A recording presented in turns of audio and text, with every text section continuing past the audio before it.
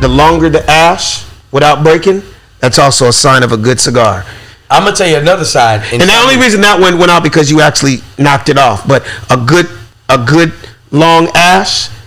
That's good. Yeah, this is called a barber pole cigar. This is one of my boys. Enough said. So when they come out, make sure you get one. But what were you saying? Another reason you can tell, I got like a buzz. Really? Yeah. Okay. Slightly. That's what happens. You see me put it down. I was like, wait a minute. I like mild cigars. Right. I kind of purposely don't like cigars that give me a buzz. Right. Because I kind of don't like that. Not the drunk. But do you think it could possibly be that you're mixing this with weed? Because nigga, you never considered that. Yeah, you forgot that you actually was smoking a blunt right before I started. That's absolutely right. Yeah, that shows he's really high. That he even said that. Yeah, the feeling that I had a little buzz. Could it be the heroin that you just hit, nigga, 2 minutes ago? I don't know. Just throwing it out there. Just throwing it out there. Hey, bro. Alex, you are an avid golfer. Oh yeah. And you've been talking to me about golf, bro. Listen. Just so you know, I am the ghetto Tiger Woods. They call me Inglewoods. And I play, nigga. Like you really get out. I'm like the Black Bill Murray. I'm like the Black David Faraday. I'm that dude that I joke and I laugh. I'm silly, but I really can play. I done seen you on the green with everybody. Like I play. Like I will. I have not. Chris has played with. Shout out to my boy Chris Spencer. He's played with Obama. That's one guy I haven't. He broke both of his legs. What you told me. Yeah, you jumped. I'm still doing, but because this is the weekend. This ain't no edit. Chris, we ain't editing shit. This is my Patreon people because I care so much about you. We letting y'all see the real raw shit. My foot. Y'all didn't even know this shit was under this table, did you? Yeah. That bitch is under there. But can I tell you? Can I tell you that's the coldest Air Jordan boot I've ever seen? Bottom, bitch. Nigga, this nigga got a broken leg 11 on. Nigga, just nigga, I did not. That nigga make me want to go break my Achilles. Because everybody knows I'm a sneakerhead. In fact, real quick off camera, can you hand me that one of those, that fly ass Puma right there on the ground, please? I was really mad that this nigga make me take my shoes off when I got here. Because nigga, they match. Yeah, you understand me? I hated that this nigga made me walk in with my toes out. Yeah, but that's fly. Only because we bought shit up. You know what I'm saying? I'm a sneakerhead. How many pair of sneakers do you? You are a real sneakerhead. I'm a real sneakerhead. Like before the word. Shit, right. Before the word. They did an interview on me. The last number was about 6 years ago, and I'm about 1,700. We're talking about shoes. 1,700. Insoles or shoes? We talk about shoes. I was wearing J's on Jamie Foxx show in 2000. Like J's that are reissued that are selling for like $800 and $900 now. Like I'm a real sneaker head. Like it became like a business. It became like I just collect them. No nigga, I wear these motherfuckers. You understand me? So and people are like, how do you keep your shoes so clean? I say, well, when you got 1,000 pair, you don't have to wear them that many times. Right. So the rotation, they stay clean. Like, I've had these for 13 years. Oh, that's true? I'm bullshit. I got these this week. I'm like, God damn. How? You know I'm a comedian, right, nigga? I forgot to tell you I do comedy on the side. Yeah, but I'm a sneakerhead, but yeah, way before the word. Yeah. I like that. That's dope. Hey, I told you about my animated series, man. I don't know if you watch animation. I mean, your boys are teenagers now. Yeah. My kids, I have a 3-year-old, a 5-year-old, but we got the #1 animated series in America right now. Congratulations. Thank you. What is it? On Netflix. It's called Motel Magic. It's us. You just don't see that. Black folks. We're #1 on Netflix with black children between 1 and 10 years old. My character name is Jimmy Mack. I'm a red 1965 Cadillac. So if you go on Netflix, go to Netflix tonight and Google Motel Magic, and you're going to see a convertible red Cadillac. And that's me. I'm in every episode. We did 52 episodes. Smokey Robinson's executive producer. I was on Family Guy for years, King of the Hill. So this kind of just led to this animated series. But this is just the series I'm most proud about because it's us. It's black folks. Let me say something. And I'm going to look directly into y'all's soul as I say this. That nigga rich. You hear me? Did you hear he just ran down all them goddamn credits? That nigga got money. He quietly one of the richest black men in Black Hollywood. Come on, man. Don't get me jacked, nigga. But this don't go because I purposely have always kept it low key, D-Lay. Nobody can hear me. I'm not the dude to be walking around iced out, and I'd rather have property. And I'm not trying to knock niggas that put their life savings in every video. Right. I'm not trying to talk about the niggas that do $300,000 on their chains. Like, right. Nigga, I'd rather get 6 more pieces of property in LA. I mean, that's just me. I'd rather take my family to Israel. Come on now. In London. Come on. And have my 3-year-old that has passports that's already been to 13 different countries at 3 years old. That's just me as a black father. So I'm not knocking the niggas. When spend $1 million in the club every night. You know what I mean? Let me tell you why I say that. Now, I've ran across some money. I've had some money before, so I know what money look like. You can't fool me. When the man came in my house, I knew he smelled like Malibu and high rises. Malibu and what? High rises. I don't have any high rises. I'm working on commercial real estate right now. I just have a lot of homes and apartment buildings all over the city. But I'm working on one day that portfolio with my beautiful wife, because we do business together. Right. And we buy property together. You know what I mean? I try to lead by example. I'm trying to show the world that you can still be a fly young nigga, but take care of your kids. Love your black wife. It can still be a fly thing. And I'm not knocking the niggas that just, on their Instagrams, all they do is fuck with hoes. Because at one time, that was a lot of my life. So I don't want anybody to think he better know. No, I had to live and learn and progress and get better. And by her coming into my life, it made me a better man. You know what I mean? So, yeah. I love watching your Instagram, bro. Watching you with your family. Thank you. The kids, the wife. And that's what made me, I would look at pages like that and be like, I want out of these streets. It comes a time, man, where it's just like, I'm not trying to sound like an old nigga. It gets old. Like, I look at it, I take a city like Atlanta. Right. Where I have done everything under the sun, right? It felt weird to go to a city like Atlanta and for the first time do family things. I'm so used to being with the drug dealers, the dope niggas, the bitches, the hoes, every strip club, lemon pepper wings every night, not going to bed till 9 in the morning. It felt weird to go to the aquarium. Yeah. It felt weird to go to some of the finest restaurants, do things with my wife, go shopping, nigga, and really be in bed by like 11 or 12 o'clock.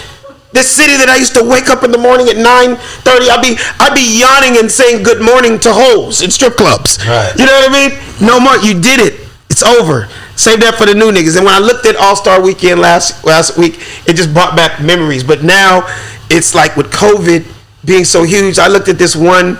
I don't know. Did you ever party in Atlanta? I've partied all over the world. So have you've been to AG Entertainments? You've been to Compound and big shits like that, yeah. Right? So when I saw they did that huge All-Star Weekend party in some shit called a dome with no windows, no air outlets. There's 5,000 niggas in a Ziploc bag. And COVID and booty juice everywhere. Nigga, those niggas were celebrating as if it was a celebration that COVID is over. Yeah, nigga. like we beat it. Like I'm sitting at home with my wife, drinking lattes going, wow, let's pray for these niggas. Let's pray for these niggas. I hope they all make it out. But you out of these streets, you got your family, you got your wife. Can I be honest with you for a second, bro? Yeah, bro, I want you to, man, because we're like brothers, man. We are, bro. And I respect you, D-Lay. I've always respected you, man. You know that. Yeah. We've done skits and sketches together. I've watched you from afar. I've seen your work ethic on stage. I've watched you in rooms where you're just working out and it's just 10 people in the room. And I've seen you where the place is packed and you have the same work ethic. That's how I was and how I am to this day. I use sports for examples. Some of the greatest athletes of all time, they practiced as hard during practice as it was in game time. And the greats know that. No, nigga, you don't just turn it on in showtime. You got to practice that. So, nigga, when there's 4 people in the room, you still go hard on the joke, nigga. Because if 3 people don't laugh, oh, my God. Nigga, wait till I get to Memphis this weekend. Right. If 2 niggas laugh, oh, I can't wait to do this in New York this weekend in a sold-out 5,000-seater arena. You get what I'm saying? Right. It's that work ethic. that separates the men from the boys. I get the question all the time, are you nervous by these little Instagram comedians, these niggas that, I'm like, not at all. And I don't knock them at all. Let them do their thing. You know, the Instagram and social media is a new tool, and that's good and that's great. I respect those dudes that do both, that understand this is still a craft, like Donovan Jordan, like Rito, like DC, like these young comics that really, yeah, nigga, they kill on Instagram, but they also respect the craft. Right. I respect niggas that respect the craft, because in our world, yeah, Instagram's a minute or two. Nigga, you know what's impressive to me? Nigga, here's the mic, you're next. Go kill this room full of strangers for an hour, nigga. That's 2 sitcoms. That's watching one episode of Martin and another episode of Fresh Prince, nigga. Can you do that? That's impressive to me. God damn it, that wasn't impressive. Got it. Shit. I don't mean to like talk overboard like that. No, man. That you're absolutely you're right, man. Do you agree? Yeah, I 100% agree. I was going somewhere else. We were talking about family. Yeah. You're talking about, you know, like I was gonna be honest about with my. You said, "Can I be honest with you for a second?" I don't know if it was a Donovan. I'm gonna be honest with you too, brother. Oh, I'm here. That's what's up. Joey. Donovan Jordan is off camera, but he's here. I'm gonna be honest with you. Another super funny nigga Not gonna. who I respect. I gotta be honest with you, cause it's been on my heart. I'm tired of women fucking on me. I'm tired. You say you're tired of women fucking on me? you? I'm sick of it. Like, you really got some stuff you trying to get off your because that had nothing to do with nothing. Nothing that came out of left field. But as I was talking to you, I was like looking at your life, and I was like, that's cool. Having a woman at the crib, you know what I mean? You can count on, excuse me, the lady, the wife. Yeah. His queen at the crib, and they're growing things together, and they're doing stuff. Like, that's dope. Me going out and performing and having these women fuck on me for years, all over the world. That's why they call me Worldwide Lay. Worldwide what? Worldwide Lay. Worldwide Lay. Yeah, D-Lay is I Worldwide know the Lay. feeling. My nuts are under a couple of beds all over the globe. You have thrown your dick across the globe. Man, you have to. You got to get it out. You got to bust these nuts on different continents. That's true. And I'm not going to lie. Like right now, let's just turn this into a venting session. It's almost like you hear, who did I see did this last night? I just saw the interview. Oh, nigga. Good example because I pertained it to my life. Just saw it on Instagram yesterday. Shout out to one of the greatest baseball players of our times, CC Sabathia. Oh yeah. If there's any baseball fans out there, he has a documentary. And are we getting this right now? Oh, everything's good. Okay. He was talking about being an alcoholic, and I had no idea. I didn't either. Had no idea, but he brought something up that I pertained to in my life, and I was like, wow, man, you never know when somebody says things and it can pertain to you. He said, let me tell you how I knew I was an alcoholic. If I would go out there and win, strike 19 niggas out, Yankees win by 10, I had to have a drink, a Crown and Coke, he said, for celebration that I won. The next night, say 3 niggas hit home runs off of me, and now I'm pissed off that I lost. I had to have a drink. He goes, I would celebrate my wins, I would mourn with my losses, but at the end of the day, it always with a drink, it ended up being a problem. As a comedian, every city I went to, I can't lie, my wife knows this, so it's not a secret, because hey man, I changed my life around. She helped change my life around. There wasn't a city in America that I did not have sex with somebody, some girl after a show. That was my way to celebrate. Whether I was Tacoma, Washington, St. Louis, Denmark, Scotland, or Hong Kong. Nigga, if a girl came to me, oh my God, you were so funny. Oh my God, can I just tell you, I love you. You know what I would always say? What? Let's get out of here. Let's get out of here. No conversation. It was done. Well, why are we still standing here? What are we talking about? Help me You know celebrate. who I am. You know what I do. Exactly. And that's kind of was a thing. But thank God, sex and so many women didn't become a problem that I wasn't able to change my life around. It's crazy, man. It literally did become a lonely feeling. Like you hear about alcoholics and drug addicts that, like at the end of the day, you're alone. And you know this is wrong, but you just can't stop it. That it was kind of like a sex addiction. It was sick. It was sick, and I was like, dude, is this ever gonna change? The man was sick. Am I ever going to be a one? Am I ever going to be a one-man woman? Am I ever going to get married? It felt like it was never going to happen. Right. It started to get lonely, even though it was fun. You know what I mean? Like, what's so funny? Up a Smoke tour, 2001. I'm with superstars, nigga. 49 cities, sold out every city in America. Dr. Dre, Snoop Dogg, Ice Cube, Eminem, Eastsiders, Warren G, Mac 10, Dub C, Exhibit. You know all the look at the Daz, Corrupt. Snoop did an interview and they asked him. They were like, "So, who gets the most pussy on the tour?" That nigga said, "Believe it or not, cuz." Oh, funny nigga, Alex Thomas. He put me on blast like that one time. I was like, nigga, how did, nigga? I mean, I was single back then, so it was okay. So it kind of was like, yeah, he's talking about me, guys. Yeah. What's the easiest? You on the Up and Smoke tour? Because I want to stay right there on the Up and Smoke. Yeah. Wait, I'm gonna finish telling you that. Yes. So what happened was, those dudes were very huge, but they weren't really going on the road back then. If you remember, if you saw Straight Outta Compton, NWA hadn't been on tour since 1989, 90, when they said they're no longer gonna let these gangster niggas go on the road. One reason that tour was so huge is because kind of like everybody's first time going on the road at that magnitude, right? But as a young up and coming stand-up, I had already been to every city in America doing stand-up. So I had, bitches in every city. Mm-hmm. I had my relationships with chicks everywhere. So now that I'm coming back to hit every city in America, but on this level, nigga, the stock went up. Yeah, your stock up. The stock went up, so they your dick cost $1,300. Yeah, it went up. That was that. Yeah, that was. That's what your dick cost. That was my. If you were. Well, actually, my dick was $17,500 that year. But okay. Yeah, it was like the same as a key. Okay. A key of dope that year. But what happened? Gotcha. Yeah, but what happened was I had relationships in every city. So every city we would go to, whether we were in Orlando or San Diego, I would invite 10 or 12 of them out. I would bring them backstage. So to you popping them at the concert? Yeah. So Dre, Eminem, and all them. He said, like it was. Yeah. But to Dre and Eminem, it's so much pussy. He can't wait to get to the hotel. Nigga, it's too late. Nigga, let me tell you something. It's on site. It looked. I was trying to impress my peers too. Like even though they were rap stars, right. I kind of wanted them to silently know, nigga, these jokes get ass too. All right, nigga, just to let y'all know. So remember, they're huge. They're not inviting girls to the venues. Right. But me, I would look at the schedule and be like, okay, I got 11 in Kentucky, I got 7 in Cincinnati, or I got a bad one in Miami. Nigga, Detroit. Right? So I would invite, and they would invite all their friends.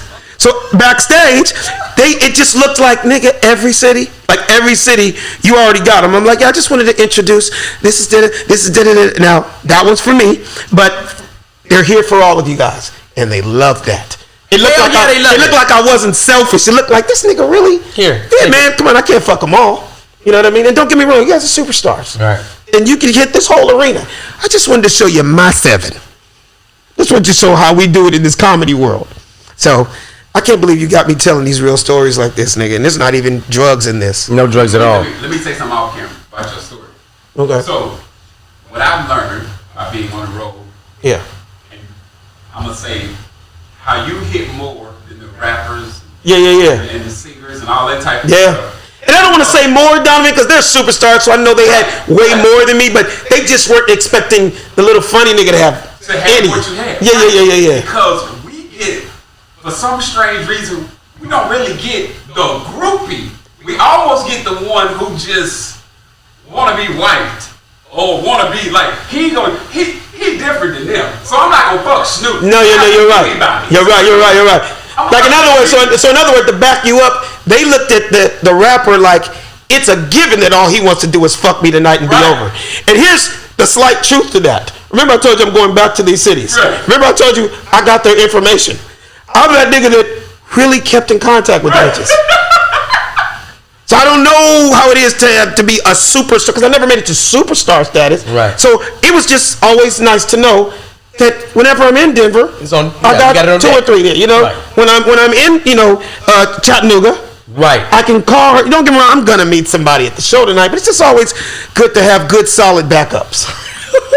You know, somebody that can take you to the nearest soul food spot. Somebody that, say you're in town and it's Thanksgiving, you can go by her house and get some greens and some yams. And you know what I mean? It felt good on the road. You know, I almost made the bitches feel like family. You really took care of them emotionally. Yeah, you have it. Not money though. Emotionally, I wasn't a nigga that was tricking it off. Yeah, right. Yeah, that's the one thing I wasn't doing because you know. But what they you don't have to like in that comedy, status. Like, it's a different thing. Like girls, like it's almost like how dare you ask me for some money? Exactly. You know better. And that's how it is with us, D-Lay. It's crazy. I'm not trying to be cocky right now. Donovan, I know you know this. D-Lay, I know you know this. It's kind of like what you said, Donovan. They look at it like the rapper's just gonna fuck me and be over with me. I'm gonna have a good time with this guy. Yeah.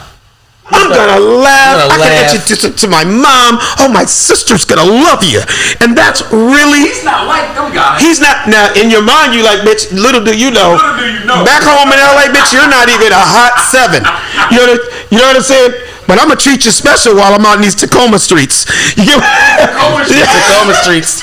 You know what I mean? I'm just being honest. I am being brutally honest right now. That's what we want. But I'm a completely different changed man now. So that's why when I say I'm done, I'm truly the baddest bitch on the planet could be right here in front of me. I'm like, bitch, it's not worth fucking it up with my wife, who I love, and my kid. And bitch, I don't care how big, wide, and juicy your pussy is.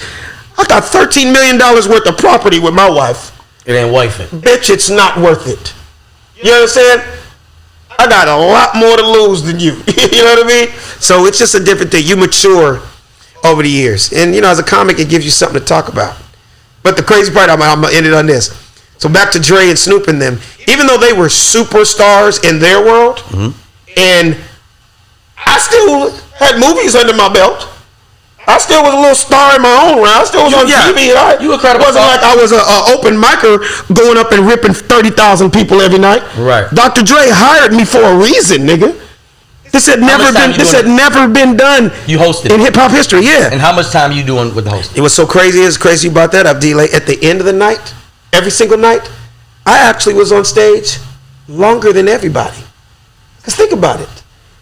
Did you hear everybody that was on that show? Yeah. Eastsiders, My God. Dr. Dre, Snoop, Eminem, Ice Cube, Warren G, Mac 10, you know, all these. So I would do 5, then I go up and do another 10 between Warren G, then I do another 15 before Eminem, then I do another 20 before I had to bring out Eminem. And then sometimes the crazy part for me every night was before Dre and Snoop came on every night. Cause nigga, they coming out together? Not only are they coming out together, but nigga, I'm only supposed to be out here for 20 minutes, nigga. These niggas was having a full-on party in the nigga. Their dressing rooms looked like whatever the hottest club in the world was. Like nigga, some nights I had to tell the DJ, can you just play some music real quick? I'm gonna go backstage and cuss these niggas out real quick. What you know there's 30,000 niggas out here waiting for you, right, nigga? I mean, thank you for appreciating that I'm funny, but nigga, I'm running out of jokes, nigga. I've been on stage an hour and a half. You get what I'm saying? In a brutal environment. It's called the Up in Smoke Tour. Yeah, everybody's high and drunk. That ain't comedy friendly. Nigga, this is not the Improv. No. This is not the Comedy Store.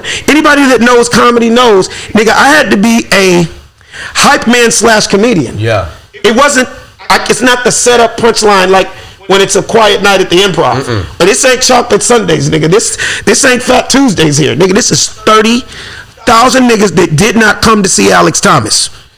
Nigga, you're a nice, buffer out here. We know who you are. You real funny, but it's about that time we hear some bitches ain't shit but hoes and tricks, nigga. Gotta have it. We about to hear some la da da da da. Like, nigga, they ready to hear the big shit. But I thank Dr. Dre all the time, because when I tell you, that made me stronger than I have ever been. After doing 49 cities, 30,000 people every night, it kind of made me feel like there's no comedy club on the planet that I can't do. You know what I mean? Absolutely. So I thank him for that. Wow. You always tell everybody, if Death Row had a comedy division, I would have been the next Tupac of comedy, nigga. Because that's how much they love me over there. You know, from Suge to Dre to all them niggas, they were like, yo, I like this dude. You know what I mean? Because I was that dude on the tour that, I'm the only nigga, you gotta think of, I'm the only one that's not a gangster. Right. And I'm not trying to be a gangster. But I'm from South Central, so I get it. I know it. You know, I could see walk with the best of them, nigga. Right. That's just, I never went on the drive-by, nigga. I've never been in the backseat of a cop car. You say fuck the police, but I've never said fuck the police. I usually do what the police say. You know what I mean?